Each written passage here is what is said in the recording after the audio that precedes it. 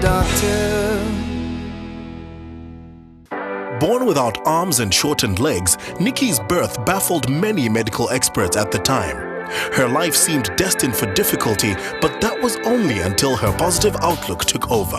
One of the most important things in my life has been my own personality and attitude to having a physical disability.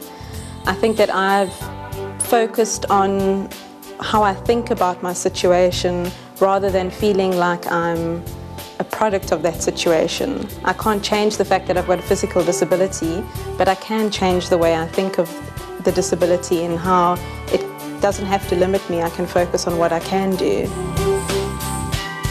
A big impact on my life was certainly being involved in mainstream schooling from a young age, and I think that school had a great impact on me in that they prepared all the other children to know about me, know about my disability, know that I write and draw with my foot.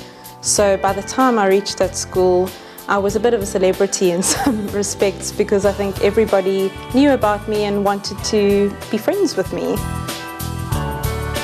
At school, if everybody was swimming in the gala, I swam too. They always gave me a head start, so often I'd get right in front. And I even played tennis. When everyone started tennis set, I had to work out how am I going to hold a tennis racket because I didn't want to be left out at all. So I managed to hold a racket between my chin and shoulder and I'd hit the ball. Nicky went on to study at the University of Stellenbosch, where she earned herself a master's degree in clinical psychology. In terms of becoming a clinical psychologist, I don't know if I even knew what a psychologist was growing up. It was only in my high school years that I met somebody who suffered from anxiety and depression. It made me interested in the field. So it was only in my matric year that I really thought about going into psychology. I wanted to be a DJ on the radio. Maybe that career will come later through my psychology on talk radio. But I went on to Stellenbosch University, and the more I studied psychology, the more it made sense to me, and I wanted to pursue a career in it. If I had to think of a message to send to other people with disabilities and their families, is that the most important thing is to focus what you can do and not what you can't do.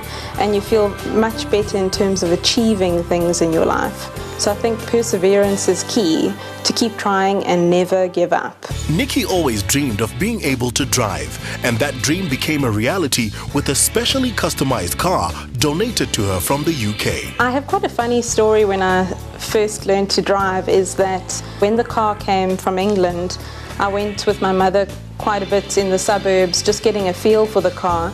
And when I finally approached a driving school to help me learn the K53 rules of driving, this man took me for a drive on the road, and at the end of the lesson, when we arrived back at my house, he said, "Oh, did I forget to tell you that I'm actually going to Joburg and I'm not going to be able to teach you to drive anymore?"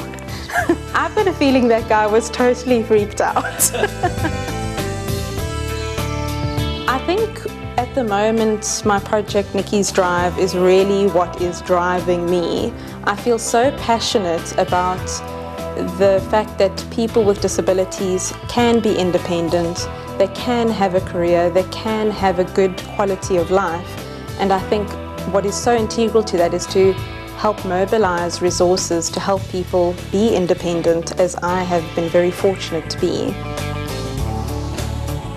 Okay, I'm going to show you how you drive without arms. First of all, you need an automatic car. And then on the brake pedals are two switches that I move with my toe. And the one raises and drops the handbrake, and the other one changes the gear. The biggest adaptation of this car is my steering system. On the right side, I have a joystick control, which I rest my shoulder on. And if I move my shoulder forward, it spins the wheel left. And if I move my shoulder backwards, it spins the wheel right. Okay, so I'm ready to take you for a drive. The one thing about driving with this car is that you create so much attention. I think with the bigger cars, they're quite amazed to see how this steering wheel is just spinning on its own. And whenever I get petrol, all the parking attendants want to fight over who's going to put petrol in my car, so it's quite funny.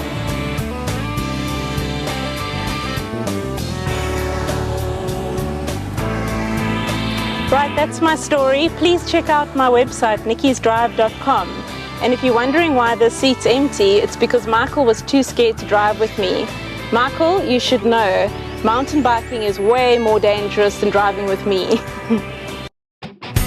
Hello, doctor.